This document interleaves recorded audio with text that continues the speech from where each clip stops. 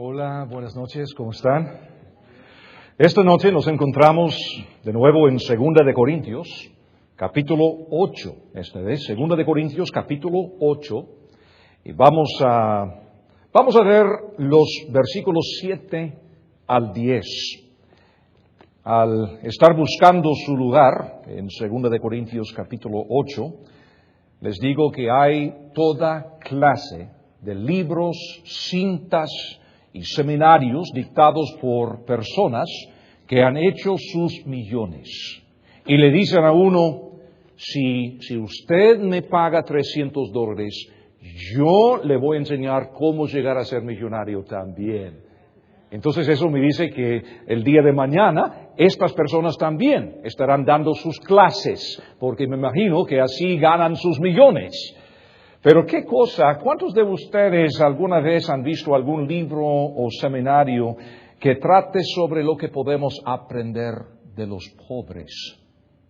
Todo el mundo quiere aprender de los ricos. ¿Cómo llego a ser rico? ¿Cómo llego a ser millonario? Pero, ¿quién es el pobre que escribe su libro, hace su video? ¿Quiere ser pobre como yo? O sea, no existe, posiblemente, pero no muchos, claro. Pues francamente, ese es el tema que vamos a tratar esta noche, aquí en 2 de Corintios capítulo 8. Pablo nos va a enseñar lo que podemos aprender de los pobres. Ahora, como hemos aprendido, Pablo está desafiando a los corintios a cumplir la promesa que habían hecho de enviar socorro a los creyentes de Jerusalén y Judea, que estaban pasando por un tiempo de hambre, algo muy serio. En este capítulo, Pablo utiliza dos ejemplos para motivarles. El ejemplo de los macedonios y el ejemplo del Señor Jesucristo mismo. Para recordar lo que vimos la vez pasada, vamos a comenzar nuestra lectura en el primer versículo de 2 de Corintios capítulo 8. Y voy a explicarles un poquito de lo que vimos la vez pasada. Asimismo, hermanos, os hacemos saber la gracia de Dios que se ha dado a las iglesias de Macedonia, que en grande prueba de tribulación, la abundancia de su gozo y su profunda pobreza abundaron en riquezas de su generosidad. Macedonia, al norte de Grecia, donde estaba Corinto.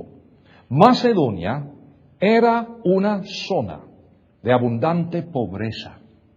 Sin embargo, a pesar de eso, cuando les llegaron las noticias de lo que estaba pasando en Jerusalén y Judea con el hambre, estas iglesias de Macedonia, principalmente los filipenses y los tesalonicenses, son de los primeros en responder.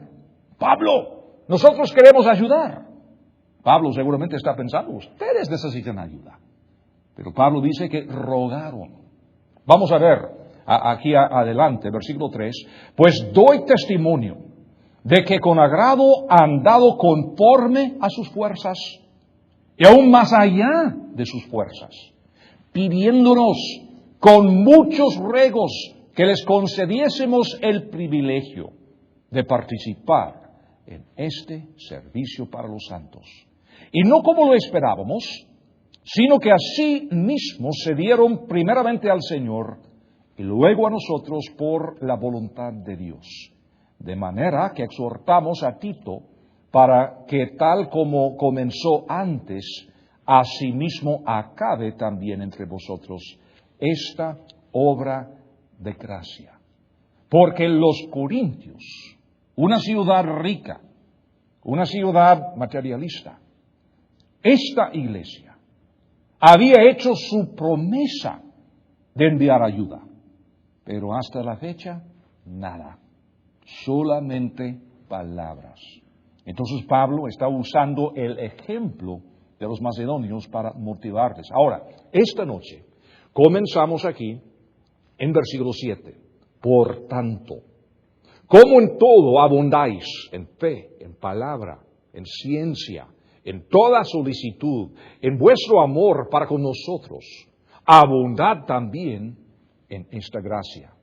No hablo como quien manda, sino para poner a prueba, por medio de la diligencia de otros, también la sinceridad del amor vuestro.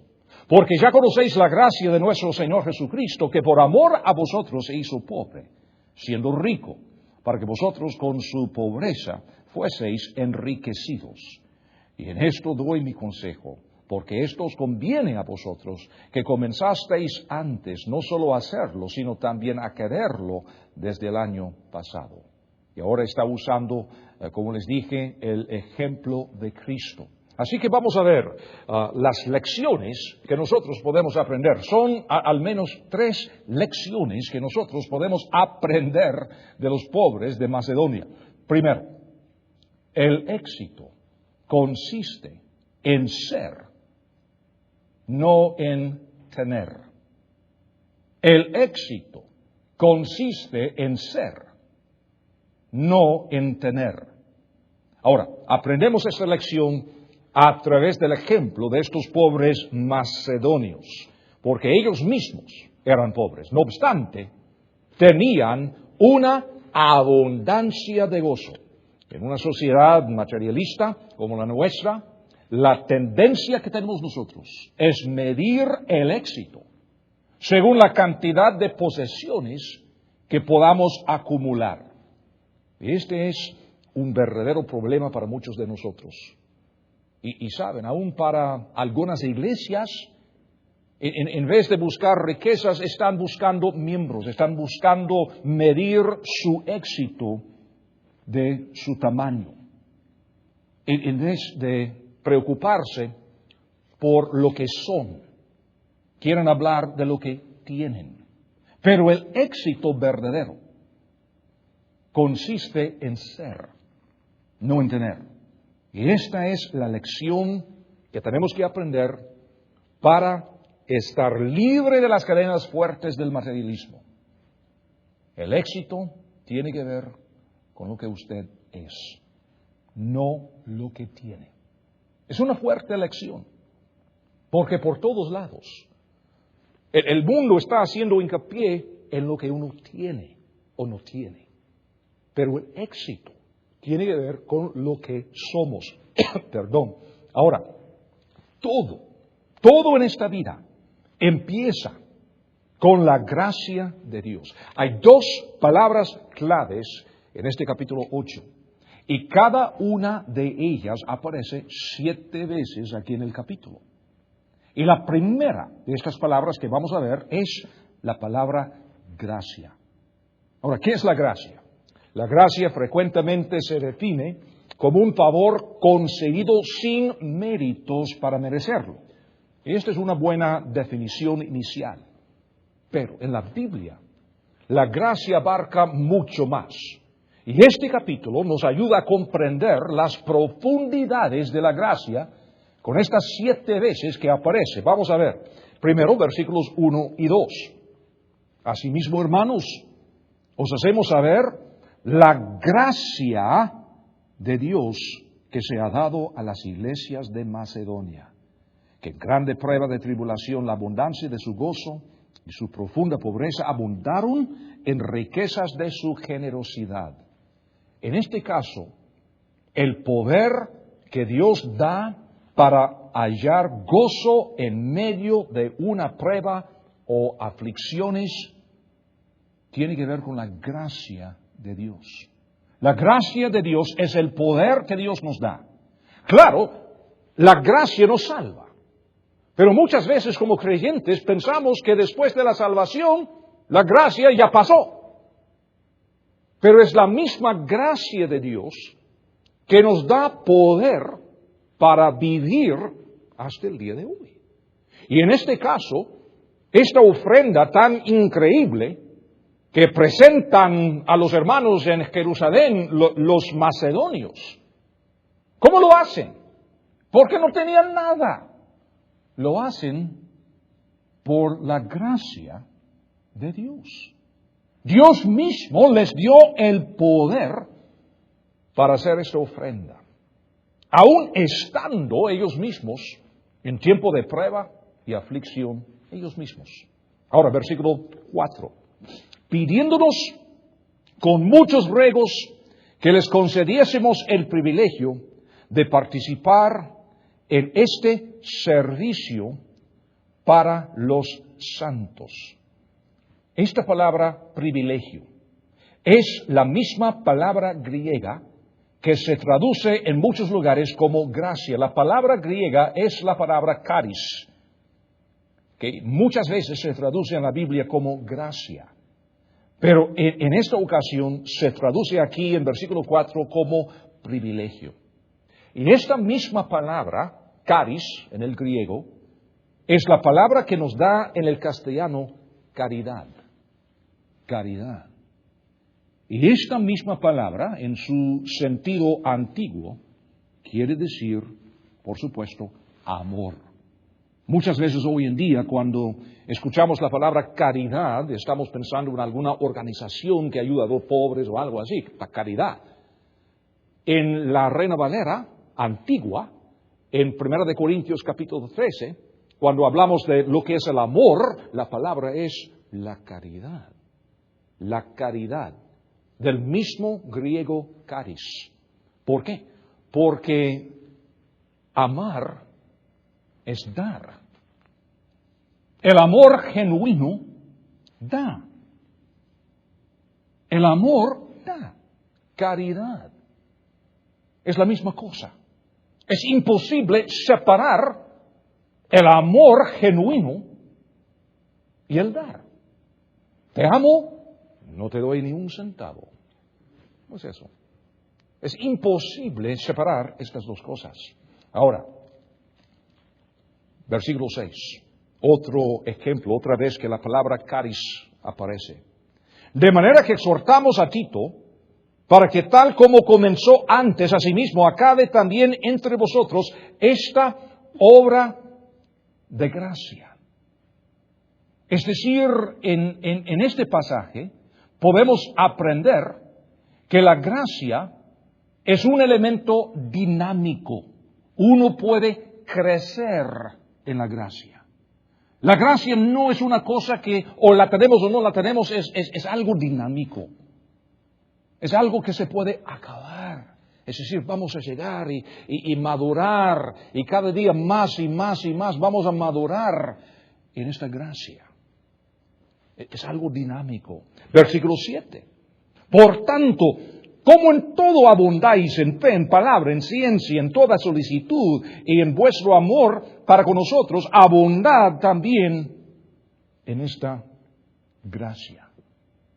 Dios quiere que abundemos en gracia. Esta es la voluntad de Dios para nosotros, que abundemos en gracia. Versículo 9. Porque ya conocéis la gracia de nuestro Señor Jesucristo, que por amor a vosotros se hizo pobre, siendo rico, para que vosotros con su pobreza fueseis enriquecidos. La gracia del Señor Jesucristo que nos dio la vida. Como digo, es imposible separar el amor, la gracia, el dar, porque todo esto está conectado. Versículo 16. Pero gracias a Dios, que puso en el corazón de Tito la misma solicitud por vosotros. Solicitud. Gracias. Gracias a Dios, que puso en el corazón de Tito la misma solicitud por nosotros. Gracias. La palabra en griego, charis, la misma palabra. Gracia, gracias, son de la misma palabra. Dar gracias es por la gracia. Es la misma cosa. Hemos de devolverle la gracia a Dios en forma de acción de gracias. Todos esos conceptos tienen que ver. Versículo 19. Y no solo esto, sino que también fue designado por las iglesias como compañero de nuestra peregrinación para llevar este cáliz donativo, que es administrado por nosotros para gloria del Señor mismo y para demostrar vuestra buena voluntad. Donativo, cáliz, gracia. La gracia debe compartirse. Donativo. Gracia, la gracia de Dios. Somos salvos por la gracia de Dios. Porque habla no de lo que ganamos, sino lo que Dios nos regaló. Gracia. Gracia. Y ahora, aquí en este capítulo, Pablo está hablando de cómo es que nosotros también necesitamos de esta misma gracia. Otra cosa podemos decir en cuanto a la gracia de Dios es lo que nos da vida en abundancia. Vida en abundancia. Juan 10, versículo 10. ¿Qué dice? ¿Alguien puede? Yo he venido para que tengan la vida y para que la tengan en abundancia. Claro. Esta es la voluntad del Señor. Abundancia. ¿Saben qué?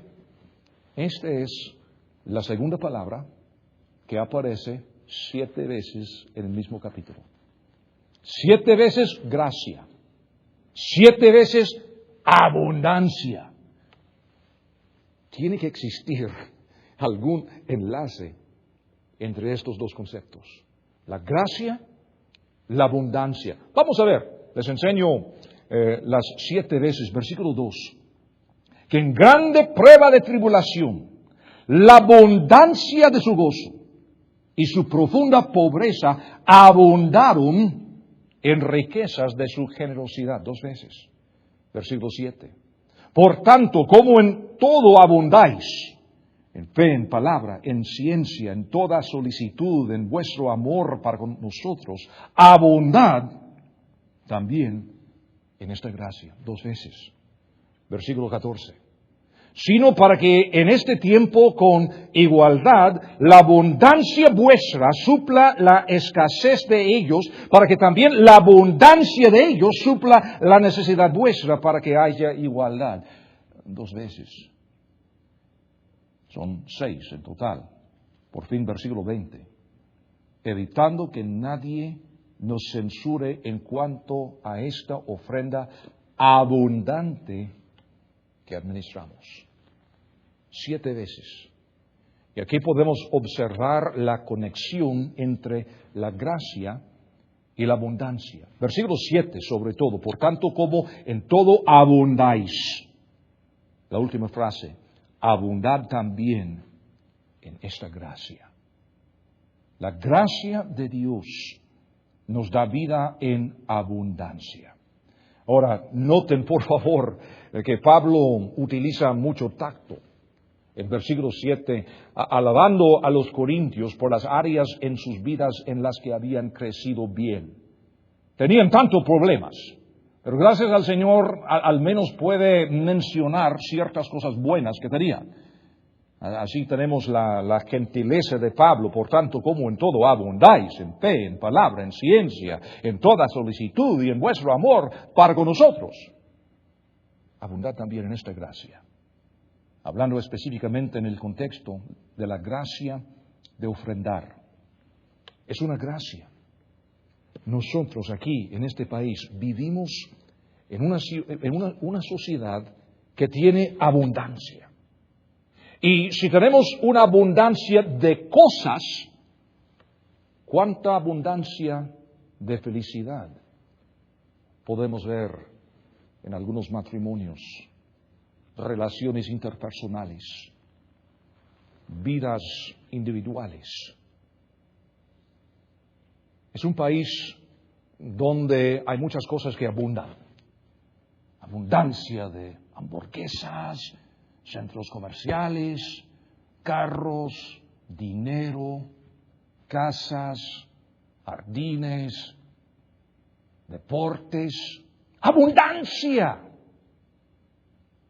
Pero viendo las caras de muchas personas, hay escasez de ciertas cosas, como el gozo, la paz, el amor verdadero. Entonces Pablo está hablando de las cosas que hacían bien, y ahora dice que abundáis también en esta gracia. En esta gracia. Los macedonios no tenían abundancia de bienes materiales. Pero versículo 2 dice que tenían abundancia de gozo. Imagínense. No tenían nada. Nada, nada, nada. Una pobreza increíble.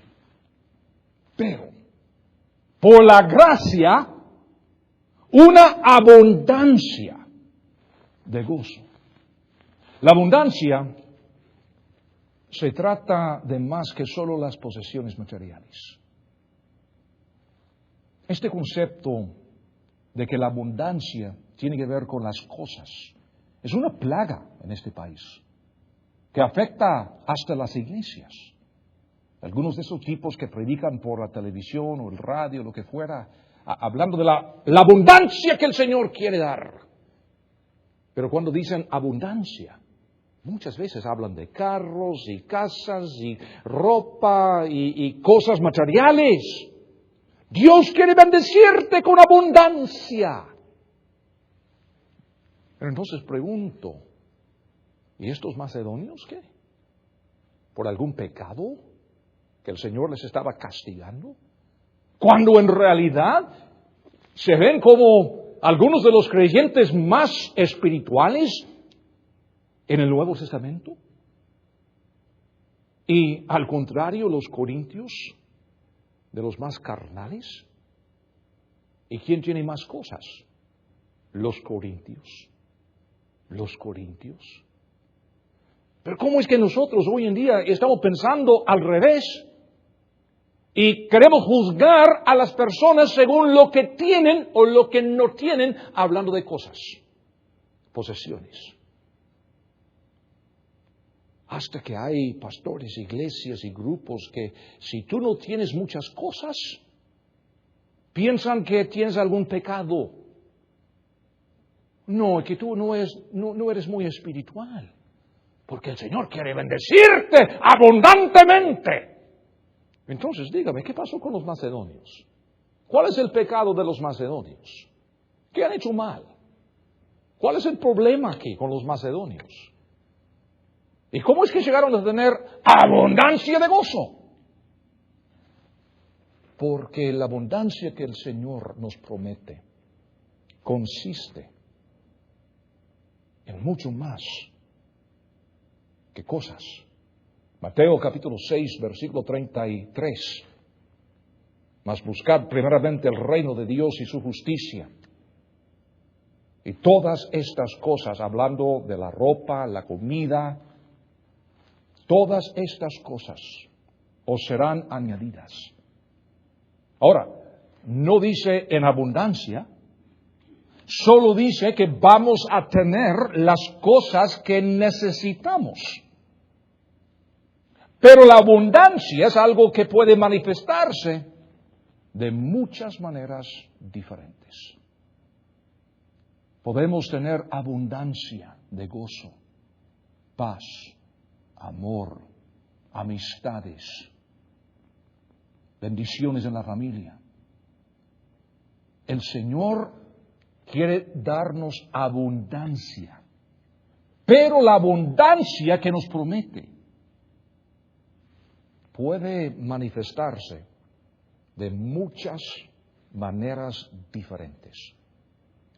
Y si nosotros queremos ser libres de las cadenas del materialismo, es necesario decidir cuáles serán las prioridades de nuestras vidas.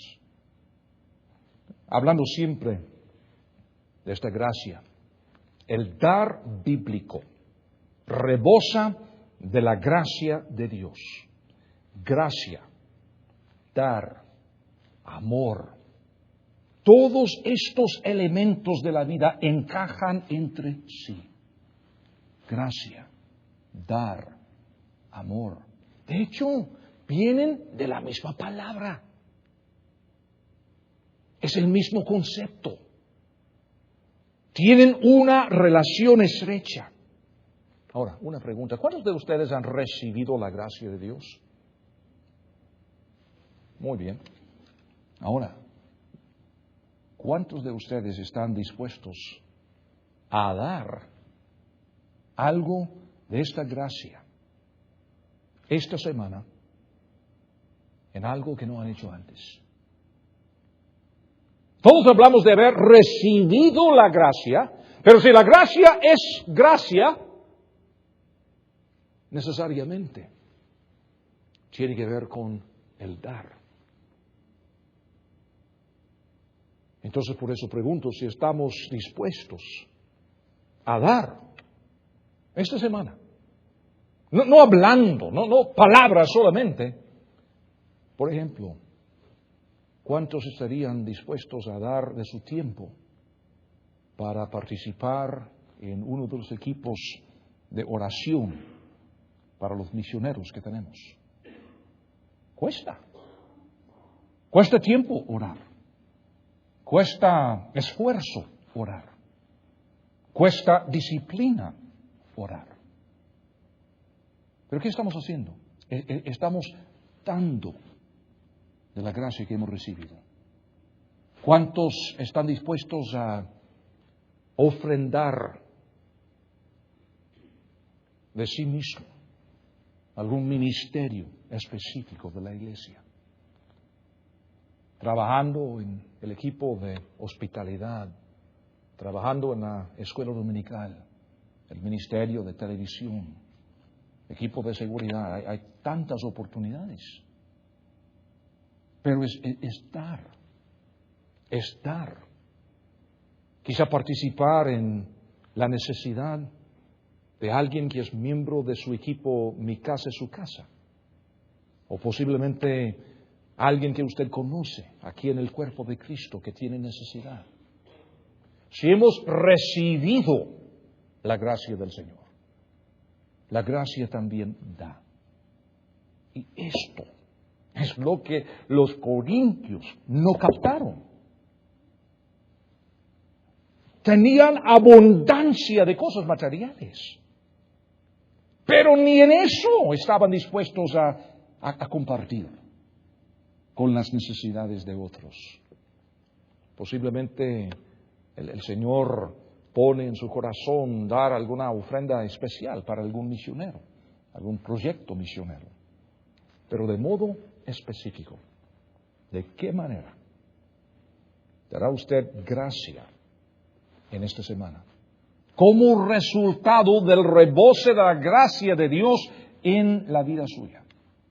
Y cuando damos este paso, fíjense, cuando damos este paso, avanzamos hacia la libertad de la esclavitud del materialismo. Es cierto. Hace un par de años invitamos a nuestro amigo, el pastor Pablo Brooks, de la primera iglesia bautista aquí en la ciudad de Raytown, a hablar en un banquete de Navidad que realizamos para los líderes de la iglesia. Esto cuando estuvimos tomando los primeros pasos hacia la construcción de un nuevo santuario algún día. Y yo recuerdo esa noche que el hermano Pablo dijo: oigan, quiero decirles, la cosa más impresionante que Dios ha hecho en nuestra iglesia no es construir un nuevo edificio. Y tienen un edificio precioso. Pero dice, este proyecto fue un avivamiento espiritual en nuestra iglesia. Porque Dios nos ha rescatado de la esclavitud del materialismo. Es cierto. Es cierto. Cuando tomamos este paso, entonces avanzamos hacia la libertad de la esclavitud del materialismo y nos preparamos para aprender la segunda lección. Y la segunda lección es esta: el dar tiene que ver con lo que somos, no con lo que hacemos. Es decir, nuestro enfoque no debe estar en qué es lo que damos, sino, como hablábamos la vez pasada, en llegar a ser dadores. Lo que Dios quiere de nosotros no son ofrendas, sino que lleguemos a ser dadores. Es lo que aprendimos la vez pasada. Que el asunto no es andar mal humorados o quejándonos de lo que no tenemos, sino aprendiendo a hallar gozo en lo que sí tenemos. Es decir, a contentarnos con lo que Dios nos ha provisto, sea poco o sea mucho. Porque ¿saben qué? Yo he conocido a muchos ricos que a pesar de sus riquezas no están contentos. Quieren más y más y más y más. O llegan a un punto cuando tienen tanto que ni saben qué es más, pero todavía no tienen gozo. No tienen un espíritu contento. Pero qué precioso aprender a contentarnos con lo que el Señor ha provisto. Sea mucho, sea poco, porque a veces es mucho, a veces es poco. Algunos están diciendo, no, mi hermano, para mí siempre es poco. Pero lo que fuera, a contentarnos con lo que tenemos. Así que el asunto no es tanto dar, sino convertirnos en dadores. Y aquí tenemos el caso de los macedonios. ¿Por qué daban? Porque habían llegado a ser dadores por la gracia de Dios. Es decir, no hicieron esta ofrenda calculando con su chequera, con todo, ¿qué puedo dar? No. Llegaron a dar simplemente porque eran dadores. Y lo hicieron por la gracia de Dios, y porque lo hicieron por la gracia de Dios, dieron conforme a sus esfuerzos y aún más, porque fue por la gracia del Señor. Lo que el Señor quiere no es una ofrenda. El Señor busca una transformación de nuestras vidas. Así que el enfoque no debe estar en lo que estamos dando, sino en lo que somos. En los versículos 8 y 9, Pablo dice, no hablo como quien manda, sino para poner a prueba por medio de la diligencia de otros. Ahora, cuando habla de la diligencia, y Pablo no les está hostigando para que den, no hablo como quien manda, pero está utilizando el ejemplo de los macedonios. Porque cuando no tenemos dinero, damos lo que tenemos. Y por eso dice en versículo 8, por medio de la diligencia de otros, también la sinceridad del amor vuestro. ¿Cuál es la diligencia de otros? Se refiere a lo que hicieron los macedonios. En versículo 5, cuando dijo Pablo, y no como lo esperábamos, sino que a sí mismos se dieron primeramente al Señor y luego a nosotros por la voluntad de Dios. Es decir, esta gente no tenía recursos materiales, de modo que dieron lo que sí tenían, sus vidas. No tengo nada, claro que tienes algo, la vida. Y es precisamente lo que los macedonios ofrecieron. Esta semana recibí una carta de un televidente, una señora anciana que vive de su pensión. Y en la carta un cheque para $100. Una señora que vive de ingresos fijos muy limitados. De hecho, dice la carta, tuve que esperar hasta recibir de la pensión para poder escribir este cheque. Pero estaba celebrando el cumpleaños de su esposo.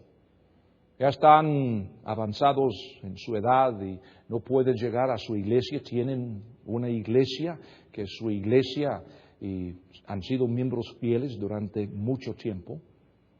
Pero porque no pueden salir, entonces están viendo nuestro programa de televisión todos los domingos. Entonces, como regalo de Navidad para su esposo, a su nombre, en su nombre nos dio a nosotros un cheque para $100. Y ni siquiera pedimos ofrendas. Conste, no pedimos nada. Nunca. Pero aquí tenemos el caso de una mujer que tiene muy, muy poco, que ha aprendido la lección de los macedonios. ¡Qué barbaridad! O sea, para ella, un cheque de $10 sería mucho. Mis padres viven de una pensión. Yo sé la condición de ellos. Pero esta mujer, esperando que llegara los fondos de su pensión para poder escribir este cheque para $100, porque ama a su esposo y ama al Señor.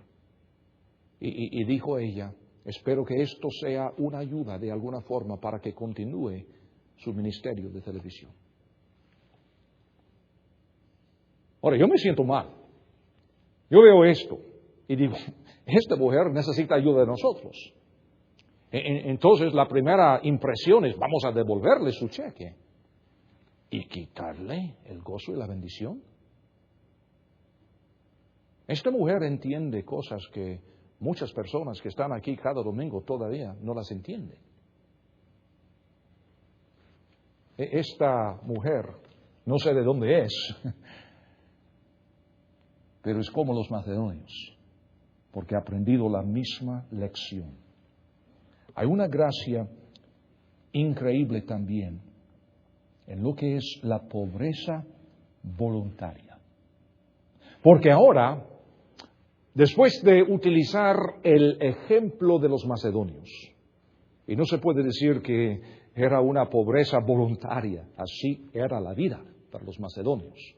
Pero ahora, Pablo va a usar el ejemplo del mismo Señor Jesucristo, quien era rico, pero se hizo pobre. Este es el ejemplo que tenemos aquí en versículo 9. Porque ya conocéis la gracia de nuestro Señor Jesucristo, que por amor a vosotros se hizo pobre, siendo rico, para que vosotros con su pobreza fueseis enriquecidos.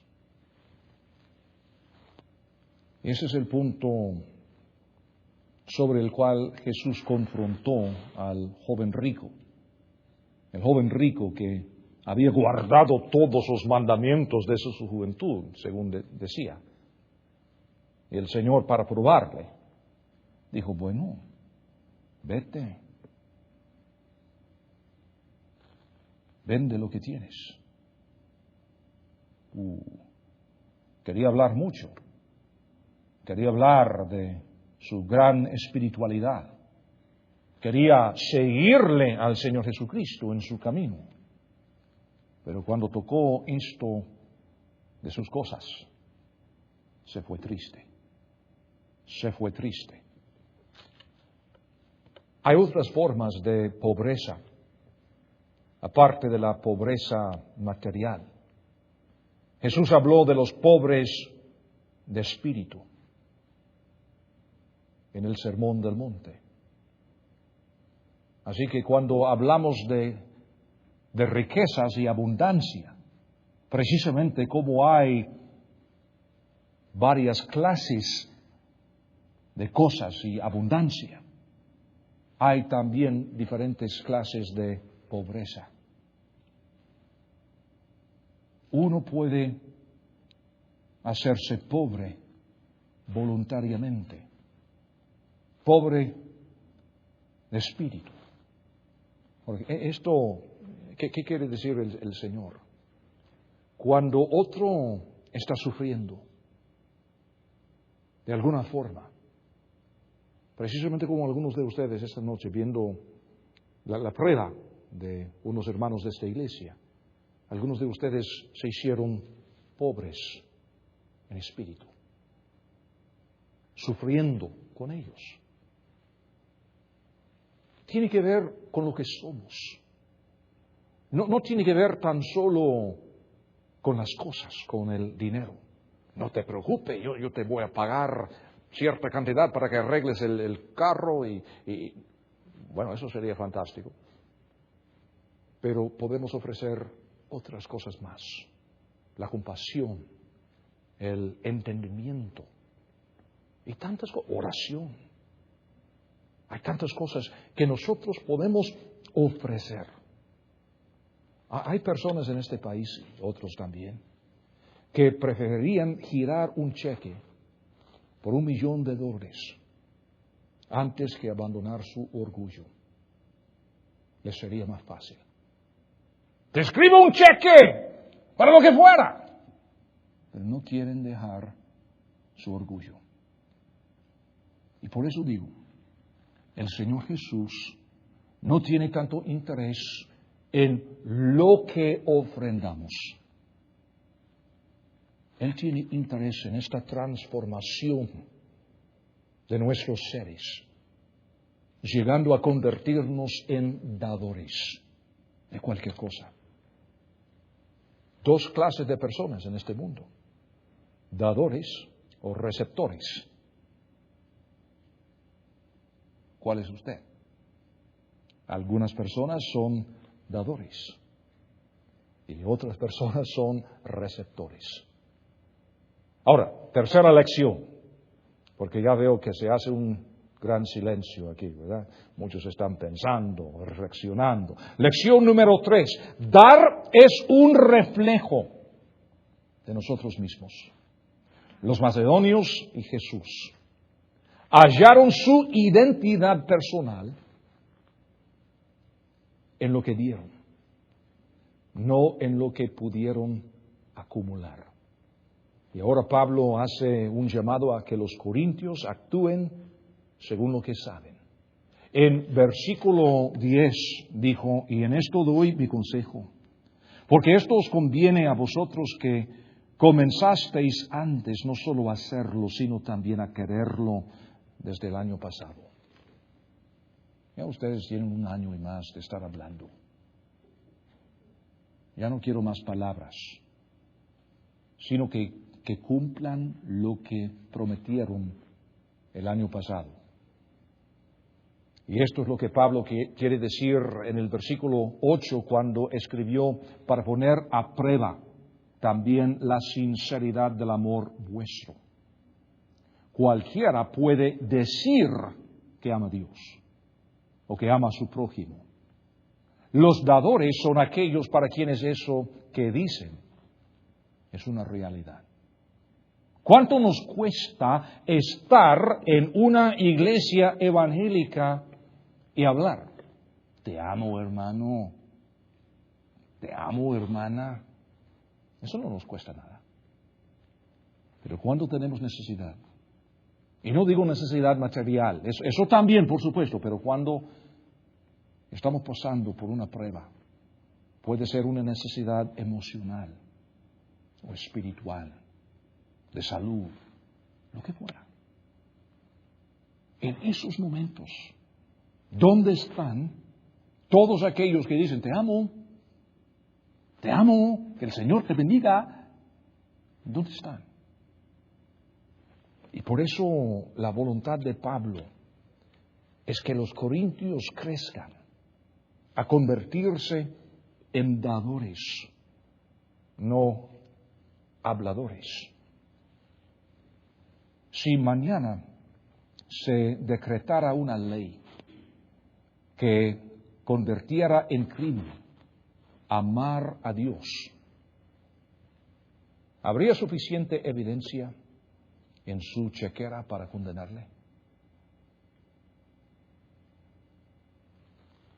Su espíritu, al dar, es el reflejo más fiel de la realidad de su amor. La Biblia dice, Dios es amor. Es cierto. ¿Cómo sabemos que es cierto? Porque de tal manera amó Dios al mundo que ha dado a su Hijo unigénito. Que ha dado. Este es nuestro Dios. Y si nosotros somos seguidores de este Dios, entonces nosotros vamos a conformarnos a su imagen. ¿Qué tanto se ha conformado usted a la imagen de Cristo? Si usted es tan solo receptor, entonces hay bastante lugar para crecer. Y lo que el Señor quiere no es alguna ofrenda enorme, aunque eso sería bueno. Lo que el Señor quiere más es que usted se convirtiera en dador. Es decir, una transformación de naturaleza. La Biblia no nos dice cuánto dieron los macedonios. ¿Quién sabe? ¿Quién sabe? No importa, dieron. Cuando comenzamos a hablar de este proyecto Vive la Gran Comisión, comenzamos a compartir esta visión con varias iglesias, personas. Marco y su servidor fuimos varias veces en los últimos 2 años a México y a Centroamérica, a Sudamérica, compartiendo esta visión. La primera iglesia en dar algo tangible no fue una iglesia aquí en los Estados Unidos, sino una iglesia mexicana, que no tiene mucho. Pero hermanos que vendieron algunas cosas, no recuerdo lo que hicieron, pero están haciendo un proyecto que hacen en la iglesia para levantar fondos para Vive la Gran Comisión. Ninguna iglesia acá nos ha ofrecido ayuda. Pero ahora, son 2, 3, poco a poco, iglesias latinas donde no tienen tanto que están dando. Preguntan, ¿y cuánto dieron? ¿Qué importa? Dieron. Y habla de la evidencia de su espiritualidad. El dar es reflejo de lo que somos. En la cruzada de Billy Graham, que se realizó en esta ciudad hace unos meses, una bendición, gracias al Señor. Muchos comercios, hombres de negocios, dieron mucho dinero para esta cruzada. Un presupuesto grande. Pero las iglesias de esta ciudad, con pocas excepciones, francamente, no dieron mucho. Ahora, podemos hablar y hablar y hablar y hablar de cuánto amamos al Señor. Pero esto me habla del estado real del cristianismo en esta ciudad. Hay iglesias grandotes por todos lados. Iglesias ricas también. Iglesias con grandes presupuestos. Hay algunas iglesias grandes que participaron en la campaña con presupuestos enormes que no dieron ni un centavo. Ni un centavo. Ahora, esto para mí, y creo que Pablo estaría de acuerdo, es un reflejo de la realidad de su espiritualidad. A propósito, gracias a ustedes, gracias a los miembros fieles de esta iglesia creo que estoy bien en decir esto, dio más que cualquiera. Aunque hay iglesias más grandes y más ricas. ¿Por qué? Porque para nosotros fue algo real. Y por eso digo, no es la cantidad, es lo que importa. Pero si es algo que es prioridad, es una prioridad, entonces nosotros vamos a manifestar nuestro interés y compromiso por medio de lo que damos. ¿Y saben qué? Ustedes, como los macedonios, no tan solo dieron dinero. Esta iglesia más consejeros dio a la cruzada. Yo estaba ahí después de los servicios cuando los que querían aceptar a Cristo pasaban al frente. Y a cada rato he estado viendo personas de esta iglesia, algunos de ustedes. ¿Por qué? Porque daban. Algunos trabajaban como traductores o seguridad o tantas cosas más que se necesitaban. Y la cosa se realizó porque algunos daban. Y es un reflejo de lo que somos. Ahora, versículo 8.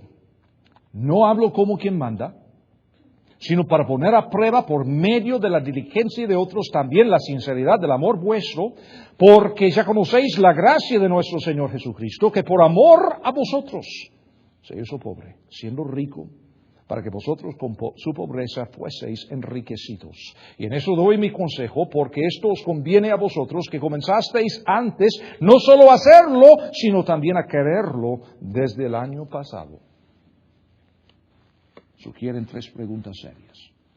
¿Qué tan sincero es su amor por Dios? ¿Qué tanto se ha conformado usted a la imagen de Cristo? ¿Y cuándo cumplirá con esto? Estas son en realidad las preguntas que Pablo está haciendo. ¿Qué tan sincero es su amor? ¿Qué tanto se ha conformado usted a la imagen de Cristo y cuándo cumplirá con esto? Ahora, ¿recuerda lo que hablamos en cuanto a la gracia? Sigue la progresión de pensamiento aquí en este capítulo. Estas 7 veces que la gracia aparece, en versículo 1, asimismo, hermanos, os hacemos saber la gracia de Dios. Sepa de ella. Sepa de la gracia. Versículo 4, pidiéndonos con muchos ruegos que les concediésemos el privilegio de participar en este servicio para los santos. Recíbalo. Versículo 6. De manera que exhortamos a Tito para que tal como comenzó antes, asimismo acabe también entre vosotros esta obra de gracia. Acabe su obra de gracia. Versículo 7. Por tanto, como en todo abundáis en fe, en palabra, en ciencia, en toda solicitud y en vuestro amor para con nosotros, abundad también en esta gracia, abunde en ella. Versículo 9. Porque ya conocéis la gracia de nuestro Señor Jesucristo, que por amor a vosotros se hizo pobre siendo rico para que vosotros con su pobreza fueseis enriquecidos. Vívala como Cristo. Cristo vivió la gracia. Vívala. Versículo 16. Pero gracias a Dios que puso en el corazón de Tito la misma solicitud por vosotros. Désela a Dios. Gracias a Dios. Gracia a Dios, literalmente. Versículo 19. Y no solo esto, sino que también fue designado por las iglesias como compañero de nuestra peregrinación para llevar este donativo, caris, gracia, que has administrado por nosotros para gloria del Señor mismo y para demostrar vuestra buena voluntad. Compártala. Otra vez, esta progresión. Sepa de ella. Recíbala. Acabe su obra. Abunde en ella. Vívala. Désela a Dios. Compártala. La gracia de Dios. La gracia de Dios. Algunos creen que este capítulo tiene que ver con el ofrendar hasta cierto punto. Para mí el tema principal es la gracia. La gracia, si echamos mano a la gracia de Dios, entonces vamos a dar. Y no solo dinero, vida, corazón, todo lo que tenemos y todo lo que somos. Vamos a orar. Padre Santo, te damos gracias por